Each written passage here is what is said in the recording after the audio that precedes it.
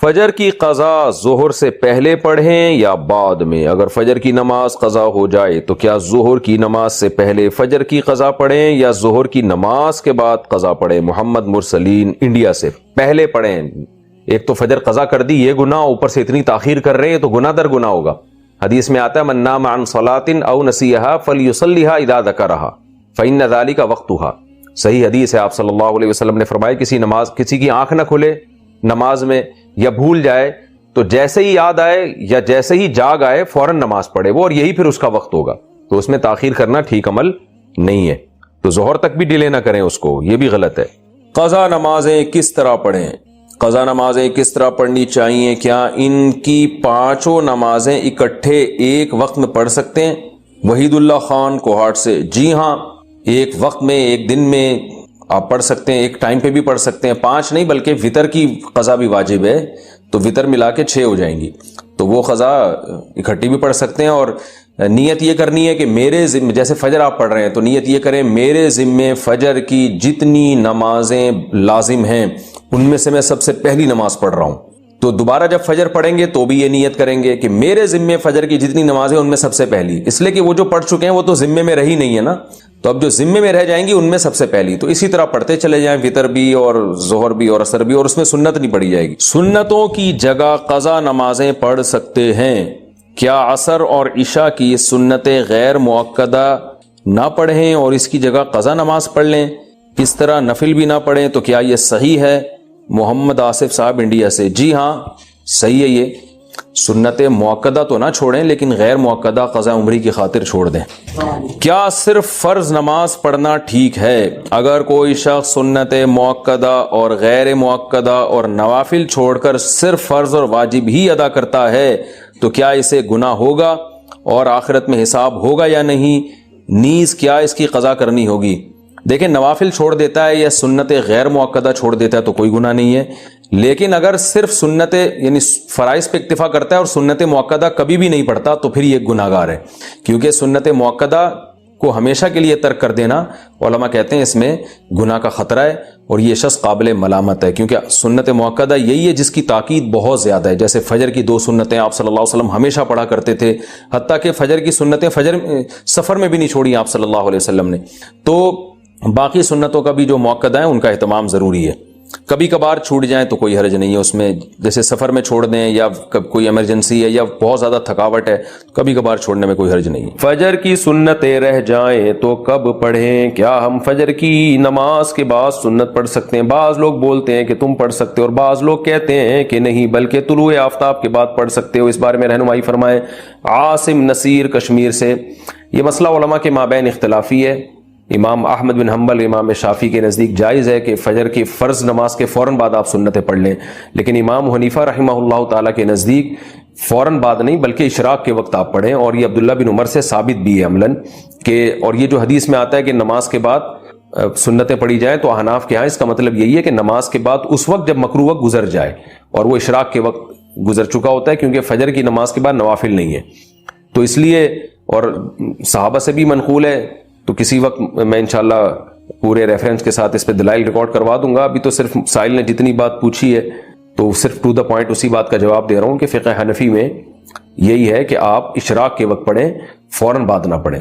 باقی اگر کوئی فجر کے فوراً بعد پڑھ رہا ہے، وہ فقہ حنفی کو فالو نہیں کرتا تو اس کو پڑھنے دیں، اس میں پھڈے بازی والی بات نہیں ہے۔ آپ اس پر عمل کریں کہ ایک مسلک کو فالو کرنا چاہیے، دوسرے پہ تان و تشنی نہیں کرنی چاہیے۔ یہ اسلاف کا طریقہ تھا اور یہی طریقہ اس امت میں ایک ایسا طریقہ ہے جس سے امت اختلاف سے بچ سکتی ہے۔ اپنے دلائل دوسرے پر تھوپنا اور یہ کہنا کہ میں صحیح ہوں تم غلط ہو، اس سے امت میں اتحاد پیدا نہیں ہوگا۔ اتحاد اسی سے ہوگا کہ آپ ایک مسلک پہ اگر عمل کر رہے ہیں تو آپ اس پر عمل کریں، دوسرے کو آپ برا بھلا نہ کہیں۔ تو حنفیہ کا اس بارے میں 2 ٹوک اور واضح موقف ہے، اور یہ آثار صحابہ سے بھی ثابت ہے کہ فجر کی یا آپ کی 2 سنت اگر چھوٹ جائیں تو فوراً بعد نہ پڑھی جائیں بلکہ اشراق کے وقت میں پڑھی جائیں، اور یہ اشراق کے وقت میں پڑھنا افضل ہے، کوئی لازم نہیں ہے، بہتر ہے کہ اس کو پڑھ لیا جائے۔ فجر میں الارم نہیں بجا تو قضا کا گناہ ہوگا؟ اگر کوئی فجر کا وقت ختم ہونے کے 45 منٹ بعد فجر کی نیت سے جاگا اور اٹھ کر موبائل دیکھا کہ الارم کیوں نہیں بجا، پھر وضو کر کے فرض نماز کی قضا کی، کیا اسے بھی قضا کرنے کا گناہ ملے گا یا پھر یہ معاف سمجھا جائے گا؟ عارف شیخ انڈیا سے۔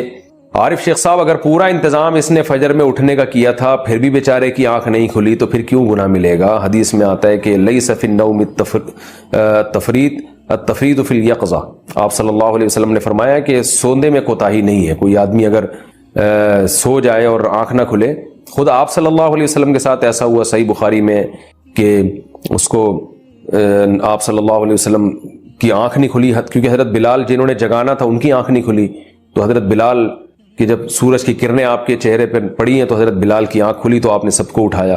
تو پورا انتظام آپ جاگنے کا کر کے سوئے پھر بھی آنکھ نہیں کھلی تو وہ معاف ہے۔ آپ صلی اللہ علیہ وسلم نے فرمایا کہ من نام عن صلاۃ او نسیھا فلیصلیھا اذا ذکرھا، کہ جو آدمی نماز سے سو جائے یا بھول جائے تو جیسی یاد آئے اس وقت پڑھ لے، جیسی جاگ آئے اس وقت پڑھ لے۔ تو اس کا مطلب انسان کے ساتھ یہ ہو سکتا ہے کہ آنکھ نہ کھلے اس کی۔ قضا نماز کی جہنم میں کیا سزا ہے؟ قضا نماز ہونے پر 88 کروڑ سال دوزخ میں رہنے کی سزا بیان کی جاتی ہے، کیا اس تعداد کا ذکر قرآن مجید میں کہیں آیا ہے؟ برائے مہربانی اس بارے میں بتا دیں۔ ذیشان خان پشاور سے۔ ایسی کوئی متعین مدت نہ قرآن میں ہے نہ کسی مستند حدیث میں ہے کہ 88 کروڑ سال۔ ہاں یہ ضرور ہے کہ اسلام میں نماز قضا کرنے سے بڑا گناہ کوئی ہے نہیں، شاعر اسلام میں سے، اسلام کی علامت میں سے ہے۔ تو جہنم میں شرک کے بعد اگر سب سے بڑی سزا کسی کو دی جائے گی نا تو وہ بے نمازی کو دی جائے گی۔ حقوق العباد میں قاتل کو، حقوق العباد میں سب سے بڑی سزا قرآن نے جو بیان کی ہے وہ قاتل کے بیان کی ہے، کیونکہ جس نے انسانی زندگی، انسان سے اس کی زندگی کا حق چھینا ہے۔ اور حقوق اللہ میں شرک کے بعد جو سب سے بڑا جرم ہے اسلام میں وہ ہے نماز کا قضا کر دینا۔ تو سب سے بڑی سزا نمازی ہی، بے نمازی ہی کو ملے گی اور قاتل کو ملے گی۔ اب کتنی ہے اس کے میں نے بتایا کہ کوئی ہمیں نہیں ملتا کہ اتنے سال رہے گا، یہ ہے کہ بہت عرصہ رہے گا جہنم میں۔ جہنم میں تو بھائی تھوڑے دن کی سزا، تھوڑے ٹائم کی سزا بھی بہت سخت ہے، اللہ نے بہت سخت آگ رکھی ہے۔ تو آپ سوچیں کہ طویل عرصے تک جہنم میں جلنا یہ کتنی بڑی سزا ہے۔ تو اس بحث میں پڑھے بغیر کہ کتنے سال جلے گا، اس بحث میں نہیں پڑھنا چاہیے۔ اصل جو پڑھنے کی چیز ہے وہ یہ ہے کہ ہم توبہ استغفار کریں، اور اگر کوئی شخص نماز قضا کرتا ہے تو توبہ کرے اس جرم سے، اور آئندہ کے لیے اللہ سے معاہدہ کرے وہ نماز کی پابندی کرے۔ کیونکہ اگر ماں باپ کے حقوق ہیں، دوستوں کے حقوق ہیں، تو اللہ کے سب سے زیادہ ہونے چاہیے۔ تو وہ غیر مسلم جو مسلمان ہوا نا، اس نے بتایا کہ سب سے پہلے تو 5 نمازیں ہیں بھائی۔ ہم اگر اللہ کو مانیں تو اللہ سے ریلیشن تو ہو۔ تو یہ اسلام ہے جو ہمیں 5 دفعہ مسجد میں لے کر آتا، اور لاتا کتنے بہترین اسٹائل کے ساتھ ہے، کیسے بہترین انداز کے ساتھ لاتا ہے اسلام۔ یہ بھی ہو سکتا تھا کہ خام خواہ کی قربانی دلوائی جاتی کہ 5 دفعہ تم نے الٹے لٹکنا ہے تاکہ پتہ چل جائے تمہارا اللہ سے کیا ہے، ریلیشن ہے۔ تو یہ بھی تو قربانی ہوتی کہ نہیں ہوتی؟ لوگ دلوا رہے ہوتے ہیں۔ فوج میں نا جب ہم جو NCC کی ٹریننگ کی ہے نا کالج میں، تو وہ فوجی صوبیدار ہمیں ٹریننگ دیتے تھے، تو وہ یہ ثابت کرنے کے لیے کہ میں آفیسر ہوں، بعض دفعہ خام خواہ میں ڈنڈ پہ لو بیٹھ کے، چلو بھائی اب فوجیوں میں ہوتا ہے نا تاکہ آفس کے آرڈر کو فالو کرنے کا جذبہ پیدا ہو۔ اب ڈنڈ پیل رہے ہیں، ہمیں پتا تھا بھائی یہ ڈپس لگانے پڑیں گے آپ کو، ٹھیک ہے نا۔ وہ کہتا ہے جب کھڑے ہو کر دوبارہ لگاؤ۔ تو یہ سکھایا جاتا ہے فوجیوں کو قربانی کا جذبہ پیدا کرنے کے لیے۔ تو اللہ میاں ایسے بھی کر سکتے تھے کہ بس الٹے لٹک جاؤ، ٹھیک ہے نا، 5 ٹائم قربانی دلوائی ہے، لیکن ایسے طریقے سے دلوائی ہے کہ اس میں ہمیں روحانی سکون ملے، اس میں ہمارا اللہ سے ریلیشن قائم ہو، اس میں ہمیں لطف اور مزہ آئے، ہماری دنیا بھی سدھر جائے اس سے۔ ہمیں حکم دیا سب سے پہلے فجر کی نماز رکھی تاکہ مسلمان صبح دیر سے اٹھنے والی قوم نہ بنے۔ اللہ میاں یہ بھی کر سکتے تھے کہ پہلی نماز 11 بجے، دوسری نماز شام 3:30 بجے، 4-5 نمازیں ایسے کر دیتے۔ جہلم والی سرکار نے تو کر دی، فجر رکھی ہے اور ظہر کے بارے میں بولا ہے کہ عصر سے 20 منٹ پہلے آپ ظہر عصر پڑھ لیں، اور غروب آفتاب ہوتے ہی مغرب عشاء بھی اکٹھی پڑھ لیں۔ تو یہ عملی طور پر 2 نمازیں ہوئی ہیں، ٹھیک ہے نا۔ 5 نمازوں کا مطلب ہوتا ہے اپنی تمام مصروفیات کو دوبارہ سے فارغ کر کے نماز کے لیے آنا۔ ظہر میں آپ سارے کام چھوڑ کے آتے ہو، پھر واپس چلے جاتے ہو، پھر عصر میں الگ سے آتے ہو، پھر واپس چلے جاتے ہو، پھر مغرب میں الگ سے آتے ہو، پھر واپس چلے جاتے ہو، پھر عشاء میں الگ سے آتے ہو۔ یہ 5 دفعہ قربانی دلوائی جا رہی ہے۔ اگر اس طرح سے نمازیں اکٹھی کرنے کا اسلام میں حکم ہوتا تو 3 دفعہ قربانی ہوتی، 5 دفعہ قربانی نہیں ہوتی۔ دیکھو ہم ظہر سے پہلے 4 سنتیں پڑھتے ہیں اور 4 فرض پڑھتے ہیں، ان سنتیں پڑھنے میں کوئی قربانی ہوتی ہے ہمیں؟ اس لیے کہ تو نماز کے لیے آئے ہوئے ہی ہیں نا۔ تو اگر ہم 4 فرض کے ساتھ 4 عصر بھی پڑھ لیں تو عصر کی قربانی تھوڑی ہی پھر یہ تو 5 نمازوں کا مطلب ہی 5 ٹائم پہ آنا ہے. اس میں شاپنگ واپنگ ہی تو رکاوٹ بنتی ہے, اور آپ نے شاپنگ کے لیے کہہ دیا ہے اہل حدیث. حالانکہ اہل حدیث یہ مانتے نہیں ہے, لیکن یہ اس کی عادت ہے جہلم والی سرکار کی کہ کسی بھی مسلک میں کوئی بھی الٹا فتویٰ دے رہا ہوگا نا تو اس الٹے مولوی کو لا کے ہائی لائٹ کر کے مسلک کو بدنام کرنا. تو ایک اہل حدیث کا وہ چلایا کہ ایک اہل حدیث کہتے ہیں کہ میں جب 12:30 بجے شاپنگ کے لیے جاتا ہوں نا اپنی بیوی کو لے کے, تو 12:30 بجے ظہر کے ساتھ کیا پڑھ لیتا ہوں. یہ جہلم والی سرکار کا کلپ میں نے خود اپنے کانوں سے سنا ہے کہ 12:30 یا 12 بجے جیسے ہی ظہر کا وقت داخل ہوا تو ظہر کے ساتھ فوراً کیا پڑھ لیتا ہوں, اثر. حالانکہ قرآن میں سورہ نور میں اللہ کیا کہتے ہیں, رجال لا تلہیہم تجارت ولا بیع عن ذکر اللہ و اقام الصلاۃ. مسجدوں میں ایسے لوگ ہوتے ہیں کہ ان کو تجارت اللہ کی یاد اور نماز سے غافل نہیں کرتی, بزنس ہی اللہ کی یاد. اور اللہ فرماتے ہیں مسجدوں میں ہوتے ہیں. پتہ چلتا ہے کہ کہاں آگے پڑھنی ہوتی ہے, جماعت سے بھی اور اپنے ٹائم پہ بھی. اور اسی شاپنگ کو آپ نے ذریعہ بنا لیا 2 نمازیں اکٹھی کرنے کا, اثر گول کر دیا آپ نے. یہ ہے تفقع اور بصیرت, سمجھتے ہو. اور اس نماز کا اجر خراب کیا ہے جس کی سب سے زیادہ تاکید قرآن بیان کر رہا ہے. تو خیر, تو کیسا ریلیشن ہے, جلدی سے بات کو سمیٹ کے میں ختم کرتا ہوں. سب سے پہلے اللہ کیا کہتا ہے, مسلمان اپنے مسلم ہونا ثابت کرنے کے لیے کہ میرا اللہ سے ریلیشن ہے, اللہ نے کہا کہ 5 ٹائم نماز پڑھنی پڑے گی. اور یہ 5 ٹائم نماز کیوں رکھی ہے پتا ہے آپ کو, کیونکہ وقت میں بہت بڑی تبدیلی ہوتی ہے. اللہ کہتے ہیں جب بھی اس کائنات میں بڑی تبدیلی ہوگی تو سب سے پہلے میرے سامنے سجدہ کرو گے, اس کے بعد اپنے کاموں میں لگو گے. تبھی تو قرآن کہتا ہے اقیم الصلاۃ لدلوک الشمس الی غسق اللیل, نمازوں کو قائم کرو دلوک شمس, سورج ڈھلکنے کے وقت, الی غسق اللیل, اور راتوں کے اندھیروں میں. تو غسق اللیل میں 2 نمازیں آ گئیں, مغرب اور عشاء. یہ دونوں رات کی نمازیں ہیں, لیکن ان دونوں کے اوقات میں بڑا فرق ہوتا ہے. مغرب میں فل اندھیرا نہیں ہوتا لیکن روشنی بھی نہیں ہوتی, بہت زیادہ وقت میں تغیر ہو جاتا ہے. اور غسق جو ہے لیل جب انتہائی درجے کی ہوتی ہے تو وہ عشاء کا وقت, جب بالکل کیا ہو جاتا ہے, اندھیرا. آگے اللہ کہتے ہیں وقرآن الفجری, اور پھر فجر کا وقت بالکل ڈیفرنٹ ٹائم ہوتا ہے. مغرب کا وقت باقی اوقات سے بالکل مختلف ہے. سورج ڈھل گیا, غروب ہو گیا, لیکن ابھی روشنی ہے, اندھیرا شروع نہیں ہوا. پھر گھپ اندھیرا ہو گیا. یہ کیا ہے, یہ بڑا تغیر ہو رہا ہے زمین کے اندر. تغیر سمجھتے ہو, تبدیلی, چینجنگ, آسان لفظ استعمال کرنا چاہیے مجھے بھی. بڑی چینجنگ آ رہی ہے ٹائمنگ میں, اور اس سے انسان کے جذبات میں اور احساسات میں بڑا فرق پڑتا ہے. ظہر کا تو فجر کا وقت بالکل ڈیفرنٹ ہے, ابھی دن طلوع ہونے والا ہے. پھر سورج ہوتے ہوتے جب ڈھلکتا ہے نا, بالکل بلندی پہ پہنچ کے تیز تپتی بھی دھوپ ہوتی ہے, جس کو اللہ دلوک شمس کہہ رہے ہیں. دلوک کہتے ہیں ڈھلکنا.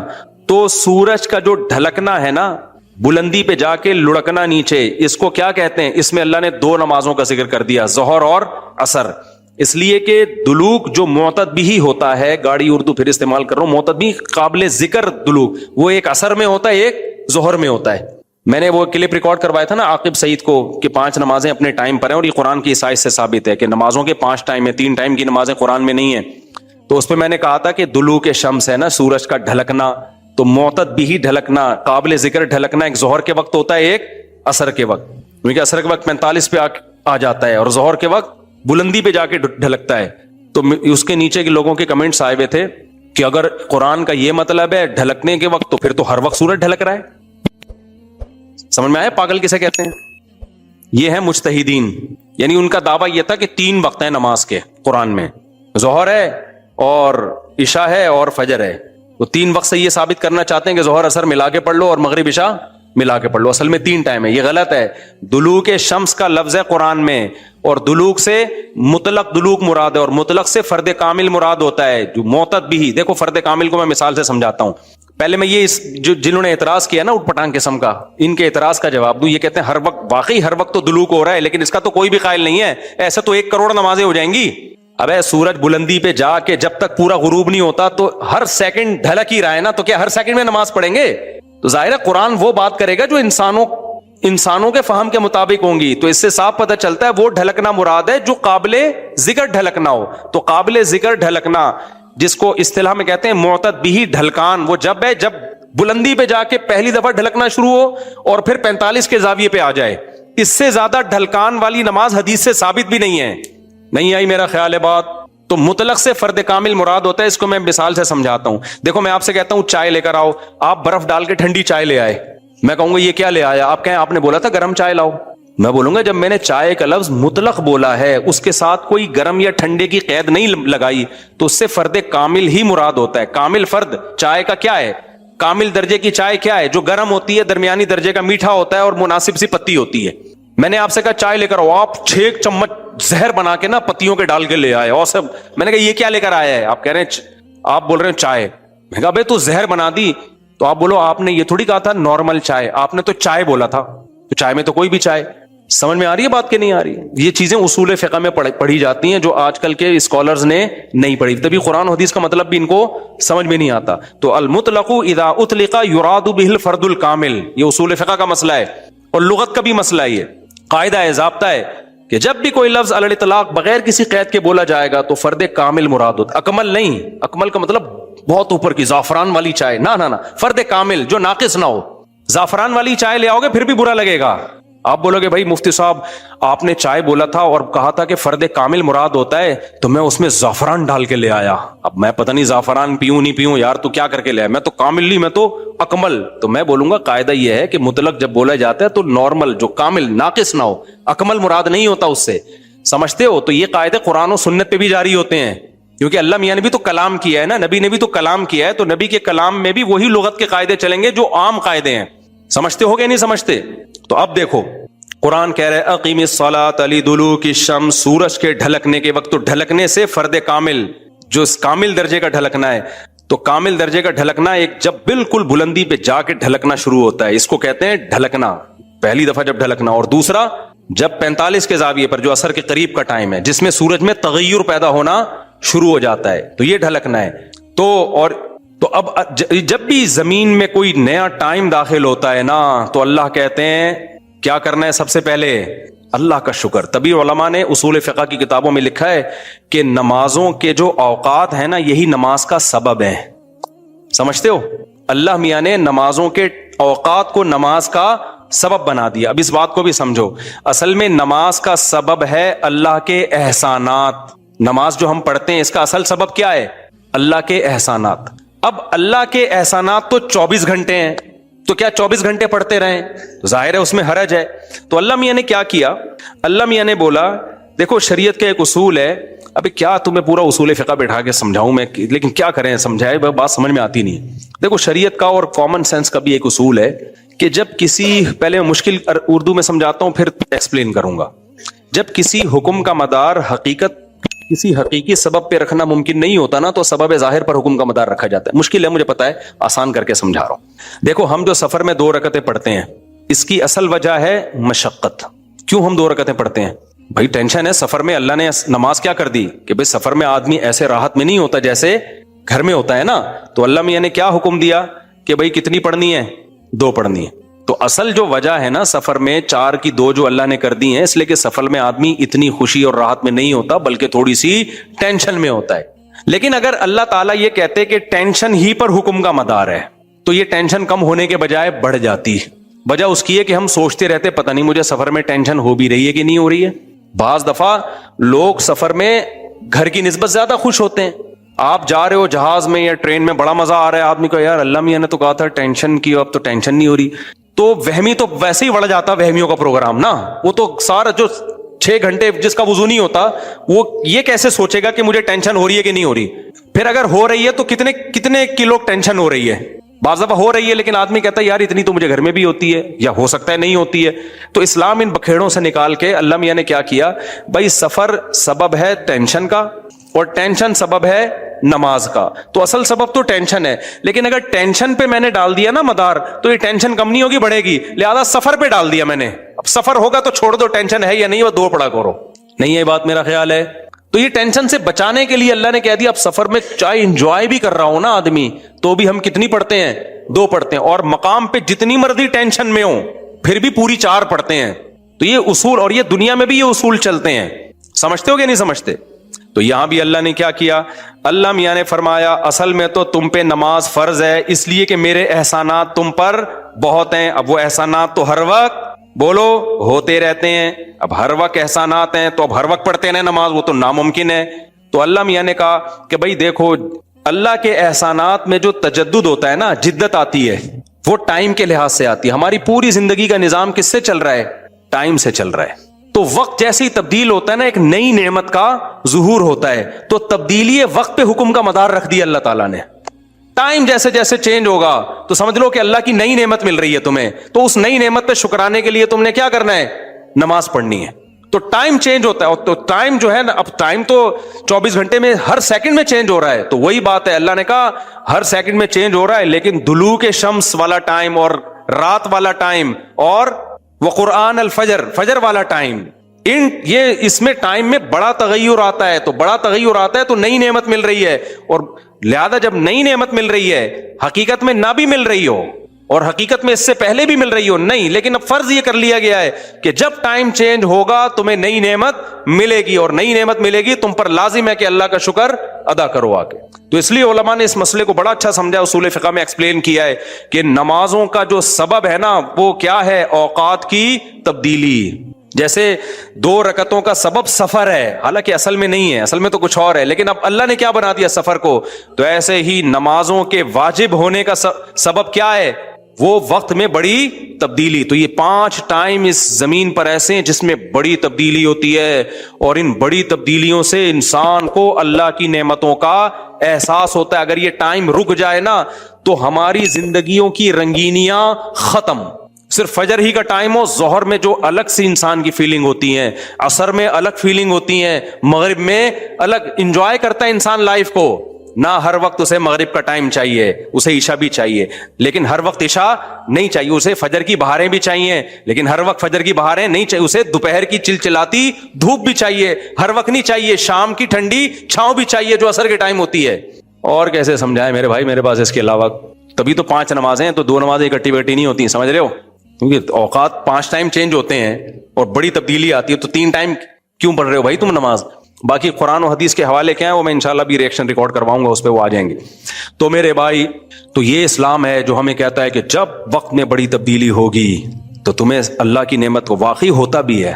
آپ رات کو سو جاؤ ٹائم پہ، صبح صادق کا وقت جب ہوتا ہے نا، نیند پوری ہوتی ہے. خدا کی قسم دل میں ذرا سی بھی اللہ کی محبت کا جذبہ ہونا تو انسان کے دل میں اللہ کی محبت کی چنگاریاں پیدا ہوتی ہیں صبح کے ٹائم کو دیکھ کے، کہ میرے رب نے مجھے رات کو سلا دیا اور بالآخر اب سورج دوبارہ سے نکل کے اپنی ذمہ داری پوری کرنے والا ہے. دل چاہتا ہے اللہ کو راضی کروں، اٹھوں، میں اللہ کے سامنے جاؤں. ہم تو پوستیوں کی طرح میجورٹی تو سوری ہوتی ہے نا، اٹھتی 12 بجے کم وقت، اس کو کیا پتا وہ صبح اور وہ چھاؤں ستاروں کی اور وہ نور. ایک شاعر نے کہا تھا، اگلا مصرع بھول گیا کیونکہ نبی میں رٹا لگا کے یاد کیا تھا 9th کلاس میں اردو ادب میں. وہ صبح اور وہ چھاؤں ستاروں کی اور وہ نور، دیکھے تو غش کرے ارینی گوئے اوجے تور. واہ واہ، اب یاد آ گیا. آپ کو سمجھ میں نہیں آیا ہوگا کیونکہ اردو برباد ہو رہی ہے. شاعر نے کہا ہے ارینی، موسیٰ علیہ السلام نے کوہ طور میں کہا تھا نا ارینی، اے اللہ مجھے اپنا جلوہ دکھا. تو گوئے اوجے تور، تور کے پہلو سے جو آواز آئی تھی نا ارینی، تو وہ والا منظر، وہ روحانی منظر ہوتا ہے وہ صبح اور وہ چھاؤں ستاروں کی اور وہ نور. یعنی ستاروں کی چھاؤں کے بعد جب صبح پیدا ہوتی ہے نا تو وہ کوہ طور والا منظر، روحانی منظر پیدا ہوتا ہے جب کوہ طور سے موسیٰ علیہ السلام کی ارینی کی آواز آئی تھی. یہ شاعروں کا تخیل ہوتا ہے، کوئی میرے پہ توہین کا فتویٰ نہ لگا دینا بھائی. تو فتوے مارکیٹ میں توہین کے آج کل بہت ہلکے چل رہے ہیں. تو ہم اپنے بیان کی طرف چلتے ہیں. تو یہ 5 نمازیں اللہ نے کیا کر دی میرے بھائی؟ بولو. اصل تو عبادت اسلام میں ہے ہی نماز. اصل کیا ہے؟ 5 ٹائم دن میں. تبھی علماء کہتے ہیں معاف ہی نہیں ہوتی ہے کبھی، موت تک چلتی رہتی ہے، کیونکہ ٹائم آتا رہتا ہے نا. ٹائم آئے گا تو نماز لازم ہوتی رہے گی، یا تو ٹائم روک لو. ہم جب گئے تھے وہاں ناروے میں تھے نا، تو بہت لمبی رات تھی، تو وہاں ٹائم رکا ہوا تھا رات کا. تو مغرب اور عشاء اور فجر میں ٹھیک ٹھاک فاصلہ ہوتا تھا. فجر 8:45 بجے ہو رہی تھی صبح، اور عشاء میرا خیال ہے 4:30-5 بجے. تو کیونکہ ٹائم رکا ہوا تھا نا، مغرب کے بعد عشاء کا وقت، فجر کا وقت آ ہی نہیں رہا، عشاء کا وقت، عشاء کے بعد فجر کا وقت آ ہی نہیں رہا، تو ٹائم رک گیا، تو نماز بھی کیا ہو گئی؟ رک گئی. ٹھیک ہے، دیر سے پڑھو اب. تو کیونکہ ٹائم چینج ہوگا تو حکم اللہ کا نماز کا آپ کی طرف متوجہ. ہاں، جن علاقوں میں 6 مہینے 3 مہینے سورج نکلتا ہی نہیں ہے، وہاں پھر حدیث میں آتا ہے کہ اس میں پھر حدیث میں کچھ اور ہے، وہ پھر ابھی مسئلہ بیان کروں گا تو بات لمبی ہو جائے گی. یہ ان جگہوں کی بات ہے جہاں دلوک شمس ہو رہا ہے, سورج نکلتا ہے اور 24 گھنٹے کے اندر غروب ہو جاتا ہے, تو وہاں پھر نمازیں کس طرح ہی پڑھی جائیں گی؟ ٹائم کے ساتھ اللہ نے اس کو جوڑ دیا ہے.